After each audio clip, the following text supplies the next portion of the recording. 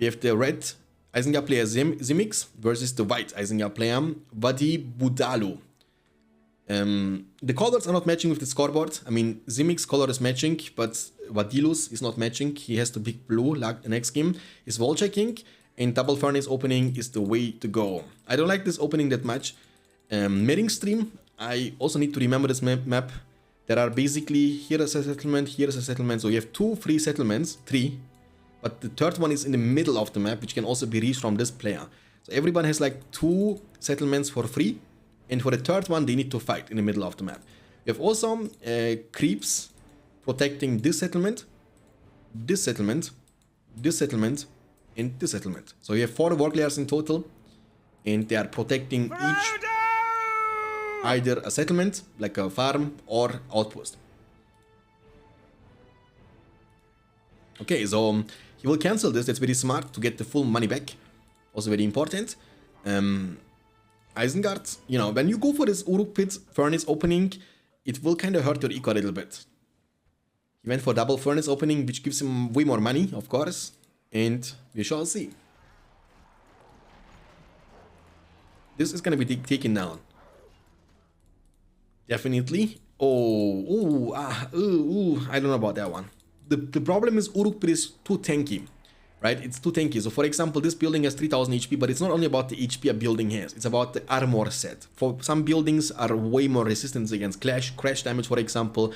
The others are tankier against swordman and stuff like this. So you destroying the Uruk Pit won't bring you any value, in my opinion, or won't bring you enough value. But I think destroying those settlements would be way better. Actually, every player has 3 mills. I forgot about that one. Yeah, 3 mills. So you see, 1, 2, 3. 1, 2, 3. And look at Zimix. He's popping off. He was able to get this 3 and this 2. So he has like, right now as we are talking, 5 lumber mills under his control. And that basically means you get the full value of the wood bonus. You get to build everything so much cheaper. And you can rebuild your Uruk Pit, which normally costs 300 now for 210 only. Which is huge, huge. He's taking over the map. And the white Isengard player is losing the entire map. The entire map has been lost.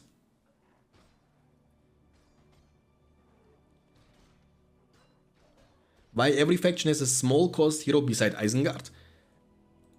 Why can Aragorn not try it? I mean, every faction is unique. Unique, you know what I mean?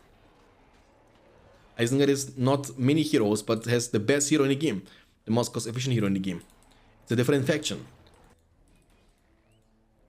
Isengard has the best war chant. I mean, this is the best ability to begin with. That's way better than land, way better than Eye of Sauron. And has the Sportmen of Uruks, so they are also way stronger than peasants and Gondor soldiers and orcs, you know. So every faction is different. What you want for Isengard, you want to have Grima Wormtongue for 100 resources, be like pretty much Golem of Isengard. Okay, he's going for a big attack now with 4 Uruks, and he might go for the war chant push. But again, I believe that you shouldn't go for the main base. Because even if you deal great amount of damage to the main base, he has too much resource income from outside the castle. So that should be your primary target. He's gonna war chant them all. At least, you know, use 2 for them to destroy some towers or something, and the other 2 for the map control. I think that's gonna be way more important. Because look at the eco difference. We have 2 furnace Uruk Pit against 5 furnace Uruk Pit. It's a huge differential in the resource income. And again, it's a very snowballing matchup. So basically, the one Isengard player who will get to build the armory first, get the blades, get the armor, go for a big push, will be most likely the player who's going to be the champion, the winner of this one.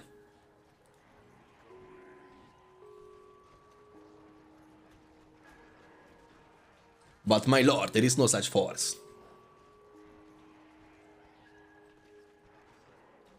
Grima Wormtongue. Listen to my words. Dude, Grima actually is OP in Rise of the Witch King because you can steal an enemy hero. Imagine you make, you know, you make like Grima for like 200 resources for Isengard. And then he's like, he can level up from level 1 to level 10. If he gets to level 10, he can steal a hero for like 30 seconds.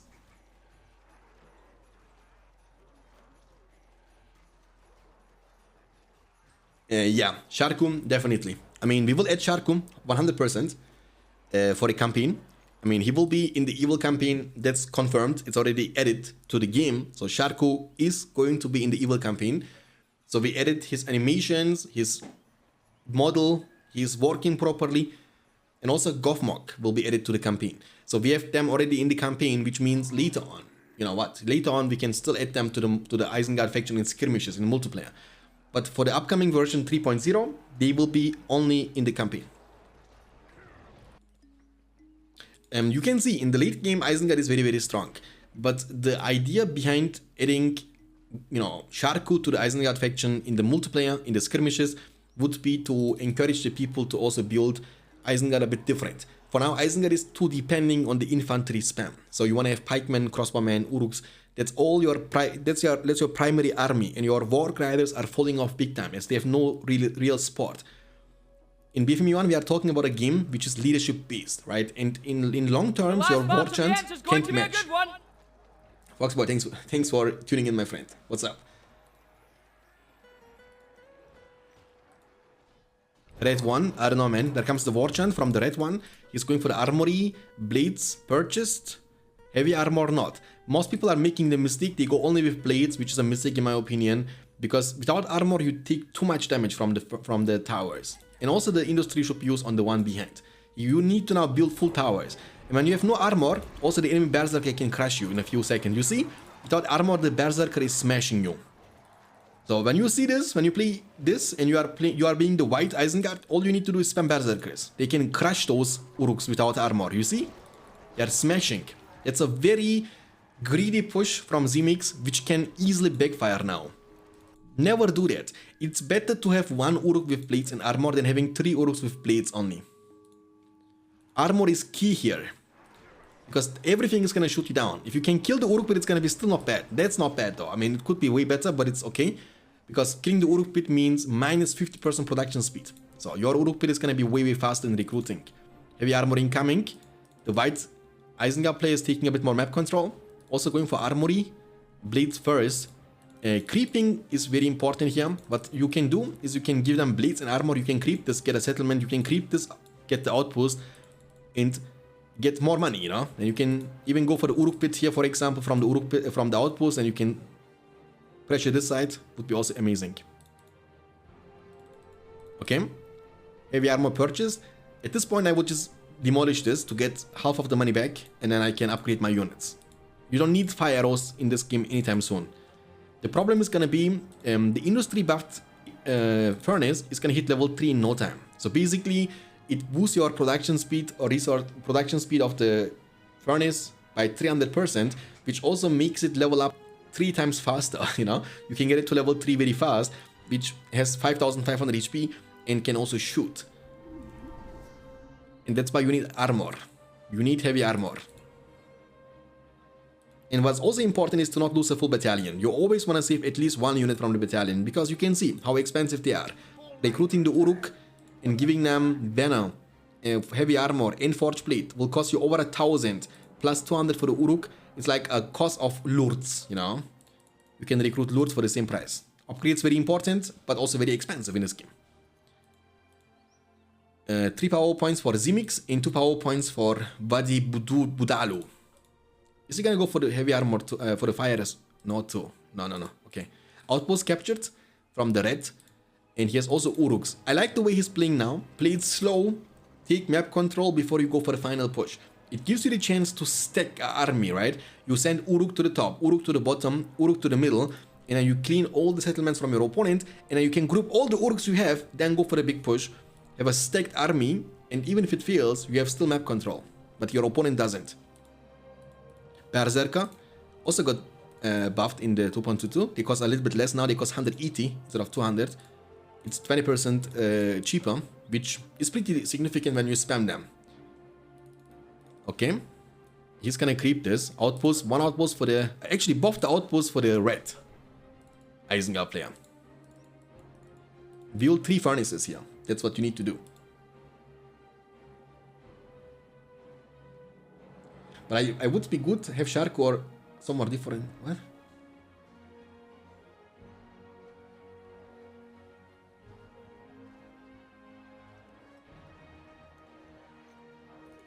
I mean, I'm talking about Isengard in the evil campaign. That's the plan. We will add Sharku to the evil campaign and also Gothmog to the evil campaign. Especially Mordor is so boring to play in the evil campaign. I hated it. I hated to play with Mordor because you had like 0 heroes. You couldn't even get your Nazgûls on your Witch King. I think you couldn't get Witch King until the very end of the mission. Again, Balindor has been doing a phenomenal job for the Helm's Deep. Helm's Deep is going to be mind-blowing. It's going to be a whole different experience of campaign when you play the Helm's Deep. The final version of Helm's Deep is going to be something else. There comes the big push, boys. Armory is going down first. Yeah, it's the thing is, Uruks with blades, they hit very hard. But again, they are tanking too many towers here. And this Isengard went for the fire arrows.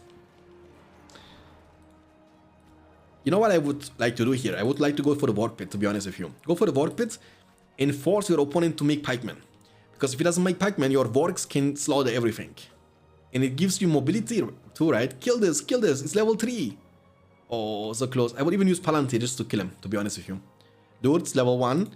And the white Isengard player was able to take this, but it's going to be destroyed very, very soon. I don't know if he bought fire. Yeah, he also bought fire. Lurtz is going to be important. Warp Pit coming up for Zemix. Wargs are also very good against combos, by the way. You can trample them very nicely. Who's the favorite player of the tournament? I don't know, man. I had the opinion that Dunedain is going to be the favorite player, but from what I've seen, it can be so many more people. Like, I think in the final stage of the BFME 1 tournament, it's going to be really, really intense to see what's going on, you know? I can't wait for it. I can't wait for it. The second we are done with the group stage, the final stage with the 16 remaining players is going to be something else. So, hopefully you guys will be around to not miss those games. Combos, as Beastie would like to say. Combos. 2 Uruks, 2 combos. Lurtz level 5 is going to be very important. Rain is going to be very important. Let's see who's going to get it first. The Uruks. Use the... Yeah, the red one is going to win easily. Easily. Do you think 2 flying Nazgûl are good for Mordor, or should there be only 1 in Witch King? I don't know, man. Like, I don't like Mordor at all. Like, the problem is Mordor is very boring faction. The entire design of Mordor is boring, and you can't really change it without over-changing it.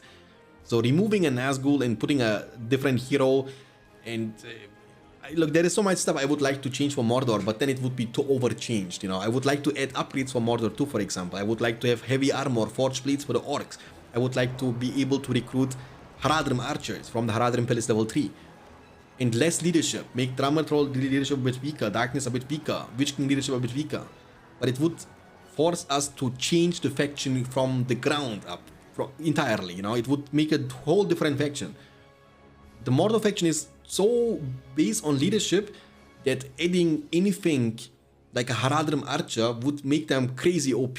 Imagine having a very strong archer like a ranger or elven warrior with the Mordor leadership, with Witch King, Drummer, Eye, and heavy armor too, you know what I'm saying? That would be kind of crazy. That's my least favorite faction. I hate Mordor. I hate to play with Mordor. I also hate to play against Mordor.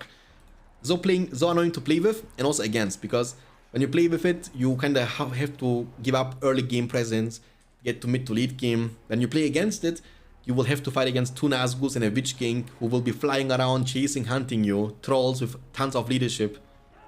It's a very strange faction. I never liked it. But unfortunately, there is not much you can do about that faction to make it different, you know. You can always adjust the numbers, make orcs a bit stronger, make Haradrims a bit stronger, but it won't change the playstyle of the faction. It always will be the same playstyle, whatever you do, unless you change it from the ground up, you know. Okay, they are going for the Beast Rush. So 2 combos from each player going straight to the enemy base. Saruman could be amazing, but I believe Vadu Dulu is saving up too much money. You need to make more units, I believe. It's the better way to handle this. 3 flying heroes is the only way. Yeah, I mean, yeah, the thing is, again, when you remove them, you need to add something else, right? It's not like you cannot remove them all of a sudden and that's it. But I'm saying removing them without anything will make them weak. removing them, adding something else, it's like complicated. Mordor is very, very strange faction, to be honest.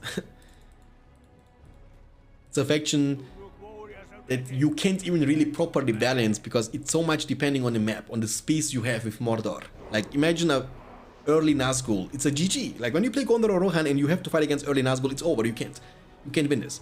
There is no counterplay to that. Then you are playing good faction until you get archers, rangers, Gandalf or something like this. But if Mordor has like 3-4 settlements for a few minutes untouched, he can get his Nazgul on the field before you get your second Gondor Knight. That's why it's so depending on the map you are playing it, you know what I mean? Beautiful trample. But I think this push is not going to be effective from the Wark Riders that much. There is Saruman, but you can't really get to him that easily. Fireball is available, 6 power points versus Zemix has only 2 power points. He went for Lurtz, but he's far away from getting to the point of Saruman. Saruman is giving, of course, armor leadership, making you permanently more tanky, and also leveling up your units way faster. Uh-oh. The Uruks, they overcommit. Oh, but he's coming from behind. A sandwich situation, eventually turn and steal them. More orcs. This Lurtz is almost going to die, almost. Yeah, steal them. Yeah, beautiful. He stole only one of them, but it's fine. It's not the end of the world. In the meantime, but you know what's important, take a look into the minimap. Blast them. Boom. This is a wizard. He has a very big arsenal of powers in his pocket, but he's gonna be dead now. Not level 8, not enough for the Will of Saruman. Too much damage output, hard focus with towers too, and Saruman is gone. Vadi Budalu, the problem, the positioning is very questionable. Like, he's inside the enemy castle, tanking everything. Right? He's tanking the tower shooting at him, the furnace shooting at him, the army shooting at him, the orcs trampling him. And it's not about the burst damage, but much more about the consistent damage he's taking. That's why your positioning should never be like this. You want to be...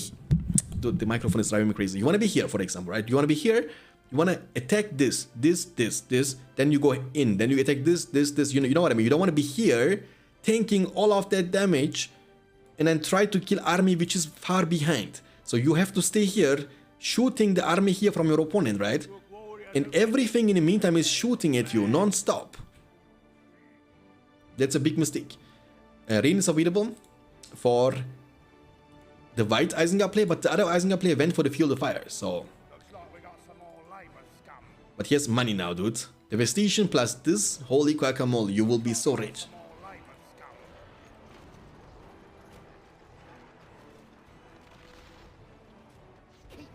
Hobbit campaign would be nice, starting from the Shire to Erebor.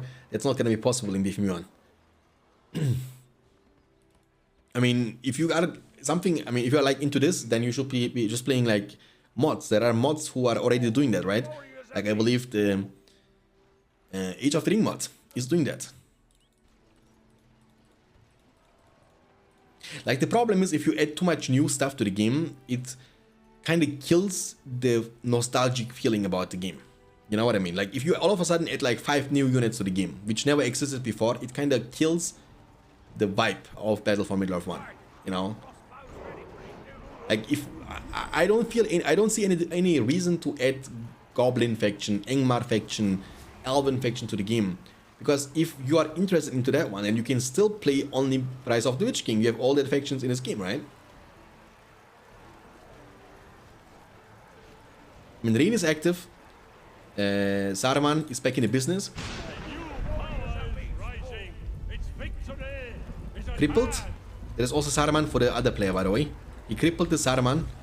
Beautiful fireball. But he's gonna die now. He controls one of them. But he's gonna die anyway, right? Yeah, too much damage output. Crippled, strong. Yeah, Lurtz, the best anti-hero in the game, by the way. That's not even close. That's not even close. Like Eden, yeah, exactly. You can play Eden mod. Because that's exactly what Eden mod is doing, right? It gives you the chance to play all these BFME 2 factions in BFME 1.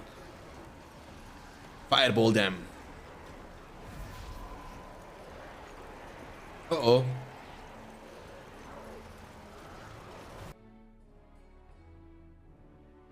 And no, the goal is not to only make it better for a single player. The goal is to keep improving it. And sometimes in order to improve it also for multiplayer, you need to take risk. To make, for me personally, I always felt like the game is too slow paced in 1.06. It means we want to definitely improve the speed of the game, which of course is a risky move, and lots of things have to be adjusted to get it to the point in which it makes the most sense. But it's okay, you know. In order to improve something, you need to sometimes take a risk. Give player more money and then have this waiting time to save money for Stable, to save money for the Gondor Knights, to save money for the Aragorn or Legolas way shorter. Have the games with more epic battles. Again, when you improve something, you need to adjust the other things. But it's okay, you know. Again, it comes with a launcher. It's actively developed. That's the version 2.9. We made already I don't like 15 versions for this one.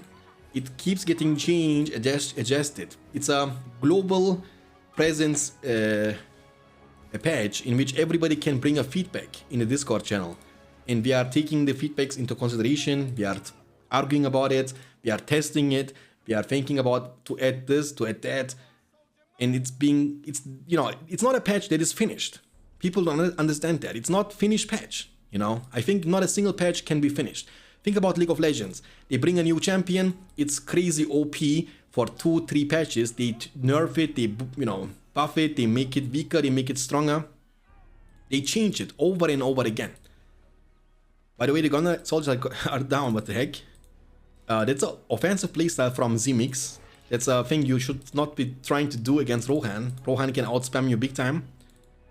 And going aggressive against Rohan, it can be pretty bad. Again, why not? You know, you can change everything. You can literally change everything about the game.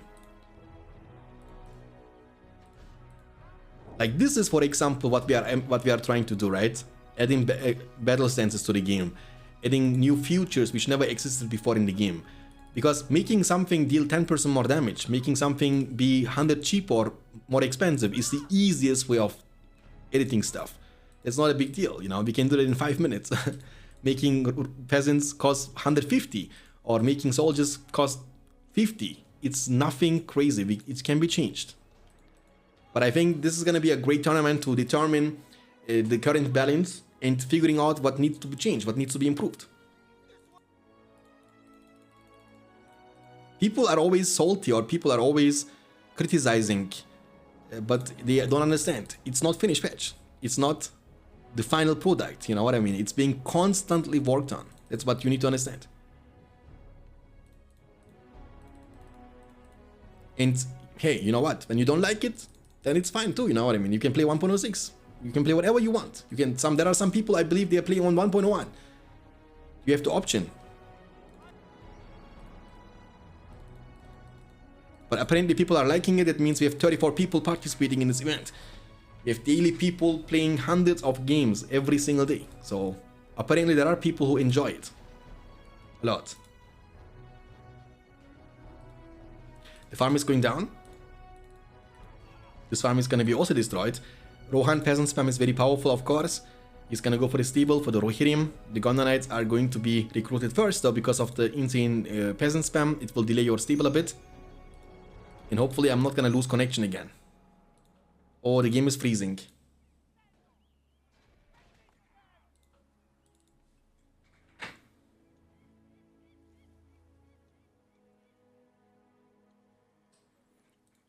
Look, there is a big difference between a great feedback and a stupid statement. You know what I mean? Oh, it's not good. Oh, it's horrible. Yeah, then save your feedback for yourself. But if you come with an idea, hey man, I thought we can change that, but how will it be when we do this, Hey man, we can change it, we can fix it. No problem. But I just don't think it's valuable to come and just talk bullshit. You know what I mean? Rohan is taking over the game, boys. So I'm actually wondering if you will go for the Ent rush. But this game is kind of freezing from time to time. I don't know, man. Maybe it's my connection, because I lost my connection also in OBS for like 3 times in a row today.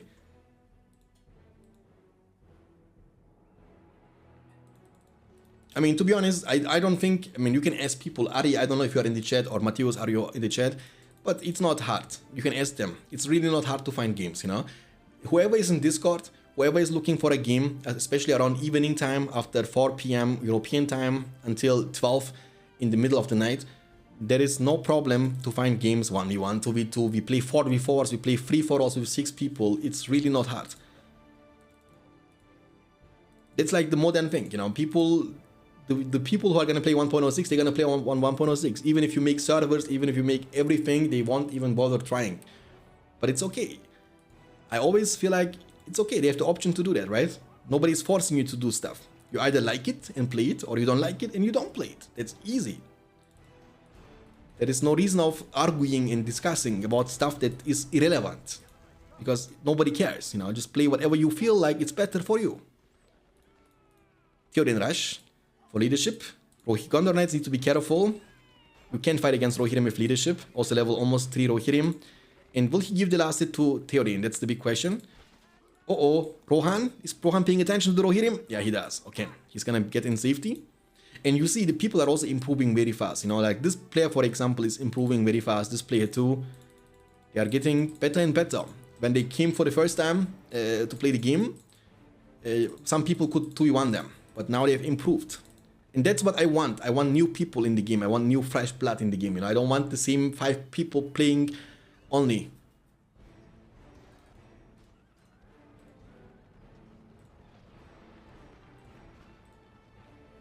You can disagree all you want, but it's your opinion, but it's not the truth. You can disagree all you want, my friend. Theoden didn't get the last hit. You know, it would be better when you give last hit to your hero, which can be very important and impactful later on. Stable level 2, did he buy any upgrades? He's going for the blades, but again, Gondor has not that much map control against Rohan. Rohan has over 3k in the bank. It looks like you wanna just go for the Ent Rush. And when you go for the Ent Rush early game like this, I mean, Rohan has a phenomenal start, right? When you lose all your farms like you did in this game, it's very hard to play against the Ent Rush.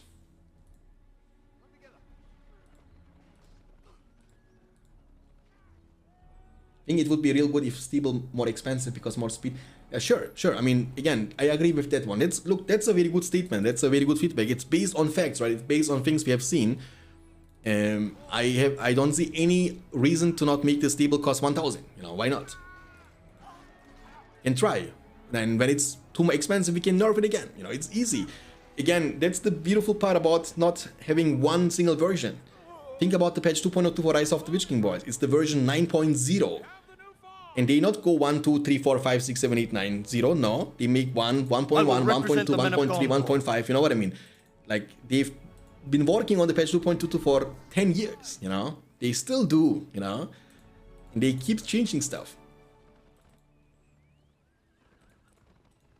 Gondor has now the Forged Blades, which means the Rohirrim cannot fight them in a one-on-one situation unless you have Theoden nearby. And it looks like you want to save up for the Ent mode. How much money does he have? He's going for the Ent mode now, I believe, somewhere. It's time to get serious. Where is he going for the Ent mode?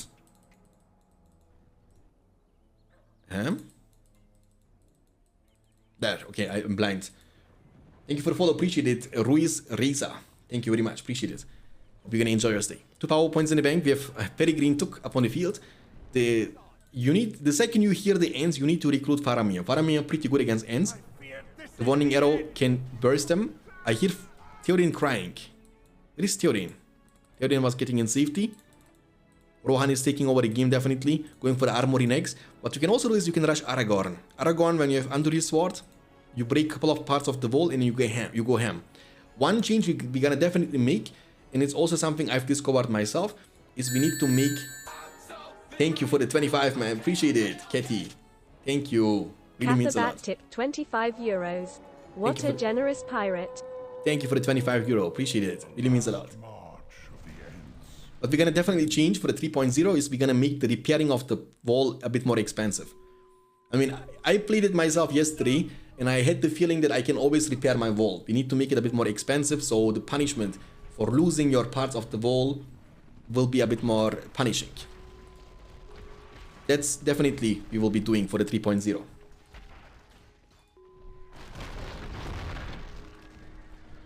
Okay, one part of the wall broken, but you know, when you go for the Ent Rush, I think you need to at bare minimum break 2 parts of the wall. You see it, Faramir is chunking. Heal. Oh, should be healing him, man. Like, he's taking way too much damage. He should be turning and fighting, you know. The blades, when you can't ignore them when they have blades on them. He never healed too. He broke only one part of the wall. Rohirrim are going ham, trying to... He healed. Gondor healed. Rohan didn't heal. He will lose eventually the level 4. Rohirrim, please don't lose him. That's bad, you know. You should... Kill. Okay, nice. He destroyed the citadel at least, but at least 2 parts have to be broken. Too late for Ents though. No, it's not too late for Ents. I don't think it's too late for Ents. It was good. I mean, you always get at least blades before the Ents. 100%. But he went for Theoden, of course, which kind of delays you a little bit. And he demolished the Ent mood. You can also recruit Treebeard. Treebeard definitely makes your Ents way stronger. But again, you can't ignore the Gondor Knights. You just need to turn around and hit them one single time. You kill them in a second. Is it possible to build Ent mood, delete it, and instantly rebuild it? Is it viable? When you have money, yeah, sure, you can do that. When you demolish the Ent mood, you get only 1,000 back though. So you have to pay 5,000, demolish it to get 1,000, and when you have then 4,000 available, then you can do this, yeah. But you don't get like the half of the money for demolishing it, you know? You don't get that. It would be too crazy when you would do that. Would take down 2-3 wall, yeah. 2 parts at bare minimum. You need to do it. Because it's now cheap. 1,500 is very cheap.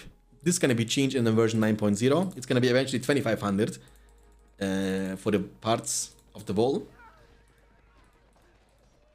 Oh, 2v1 situation. Gondor Knights, be careful. He's going to use Elven Wood, but Rohan can cover this if he wants to. He's going to cover this. Gondor has still 5 power points in the bank. He has enough power points for Gandalf. He has also power points for the Rangers or for the Rohirrim.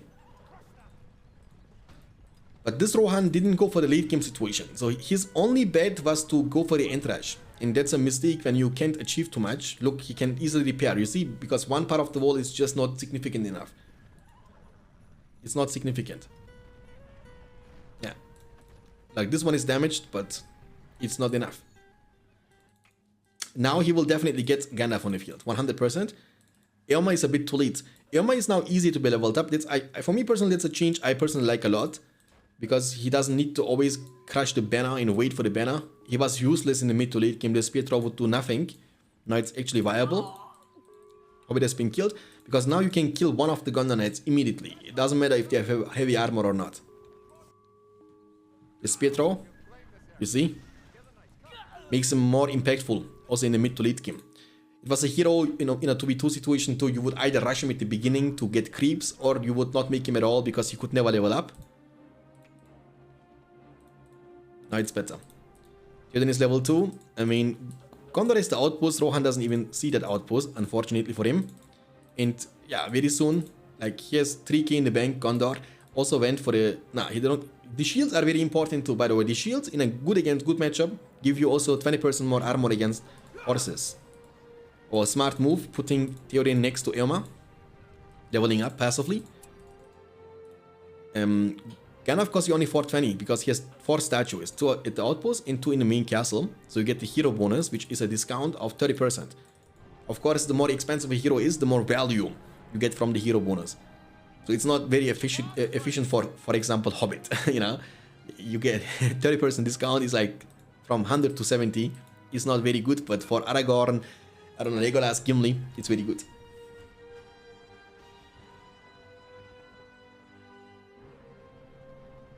In Eisen Rohan game here, I don't know how this happened though. Like, I don't know how he was missing the gate for no reason.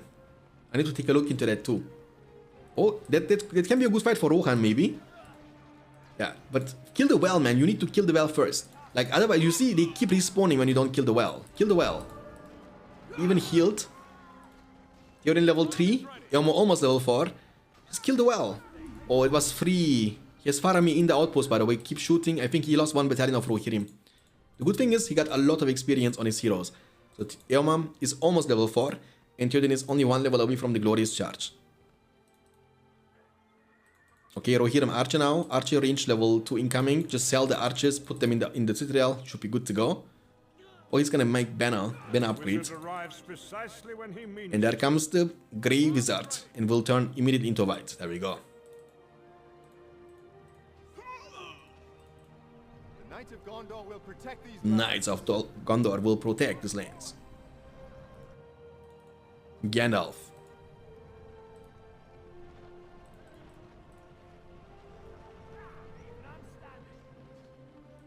Okay, just speed throw one time. You are very close to be level 4. Don't get hit. Oh, he got caught. Oh my goodness. Oh, never mind. Did he cancel it? I think he cancelled it. He could have killed them. Yeah, he cancelled it, 100%. Yeah, he cancelled it, yeah. Without fire arrows, they don't really do much. This is gonna give you not much, actually. Look, in the 1.06, this description was misleading. It would say to you 125% more damage, but it was not the truth. Here it gives you more range, more damage, and more armor. But not like 125% more damage. That would be kind of busted. It's also cheaper now to build it. With Eowyn up on the field, Eowyn's spear, Eomer's spear can definitely chunk Gandalf a little bit. But, you know, the problem is he's getting too scared of Gandalf and giving up too much map control, making Rohan really, really poor. And you don't want to find yourself in a spot like this. Because Gandalf can't be everywhere, and you just need to avoid fighting him until you can fight him. And the moment you can fight him is when you have Eomer leadership, a couple of Rohirrim archer. But again, the micro is very important to dodge him. You don't want to give him a free Visa blast. Spear throw. Nice, beautiful. Level 4, that's nice. Gandalf is coming. Gandalf could one-shot Eowyn before with the Easter Light. Now that's not possible. You can't one-shot her anymore. She was so stupidly weak. Look, she's chunking him, you see that? Oh, don't give him Visa blast. Oh, I would go for it so badly. They have not even heavy armor. You could one-shot them. You have heal or not? He has heal on cooldown. I think he doesn't want to risk it. Makes way more sense. Gondor is the outpost. You need combos, I think. Yeah, you need combos. Like, to be honest, in my last game yesterday, my combos, they felt really, really strong. Like, I had Boromir leadership, Faramir leadership. That was a great counter to Rohirrim archers. Because Tower Guards, I was trying it in the first game. It was not really adding a lot of value. Because there were too many Rohirrim archers. They could kill my Tower Guards in a few seconds. But I felt like my combos in the game number 2, they were definitely being more impactful.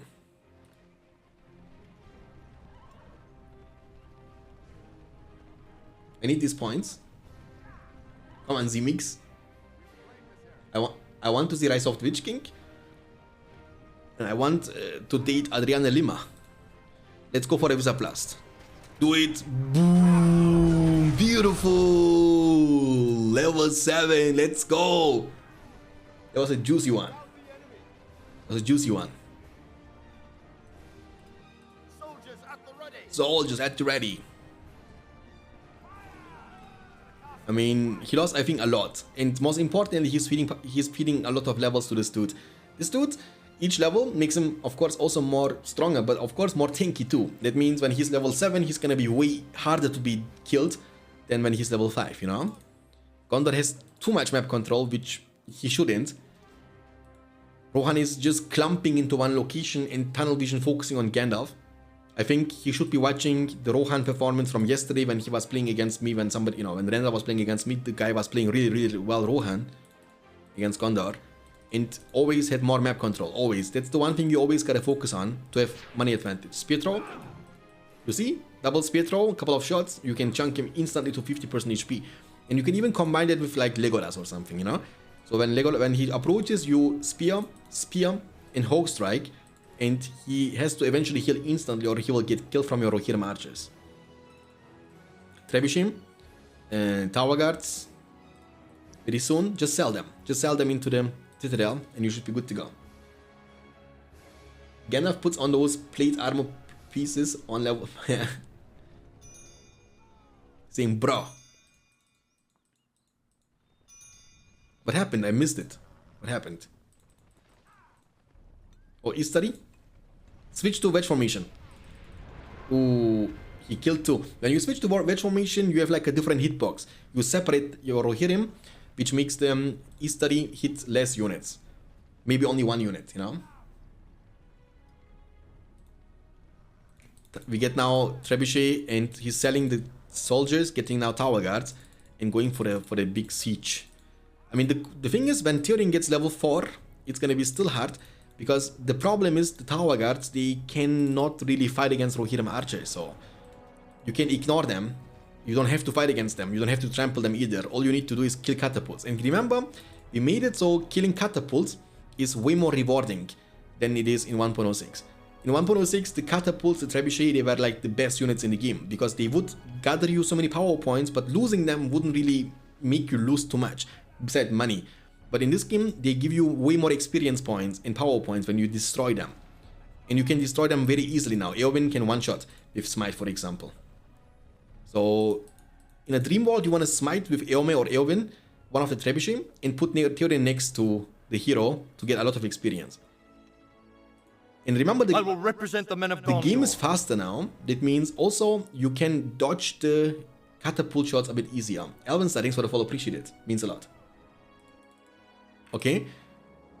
I mean, here's Tower Guards. Let's see. You will see. But look, I mean... but Gondor has the Cloud Break. Okay, that's gonna change a lot actually. Ooh, that's gonna give you a big potential. I mean, he has such a big power point advantage now. Because Rohan has all the army in one location. I think he should be sending Rohirrim separately to the map, you know? Destroy this farm, be actively participating in the battle of the map. Okay? Again, a little bit less than half a level needed for the Glorious Charge. It's a huge power spike for Rohan. And we will see if he gets what it takes. The positioning is very important with the trebuchet. Faramir is also on the field. Level 5, by the way. That's very good. Leadership is unlocked for stronger defense. So with Gandalf and Faramir, they have 100% more armor. The Gondor Knights, they have also shields, which is very powerful. Tower Guards in the Porcupine formation. The siege will begin very, very soon. Rohan is too scared to go ham. Yeah, oh, here's Aragorn also. Now he has the maximum leadership. He's only missing Glorious Charge. But you will see Rohan is gonna hit very hard now. Gondor has heal and everything. Nice dodge. Beautiful dodge. Beautiful dodge. Oh, but Trebuchet. Cloud Break. Units getting knocked down on the ground. Aragorn can be sent forward, by the way. Aragorn can be easily sent forward. Blade Master and kill all these Trebuchet with Aragorn in a few seconds. Uh-oh. Gandalf has to be careful. He healed him. Like, he's focusing too hard, but his Rohirrim archers are only level 1 or level 2. He's gonna call it. And that's gonna be the game, boys. That's gonna be the game. And Zemix is going to be the victorious player. 2-0 against Vadibu.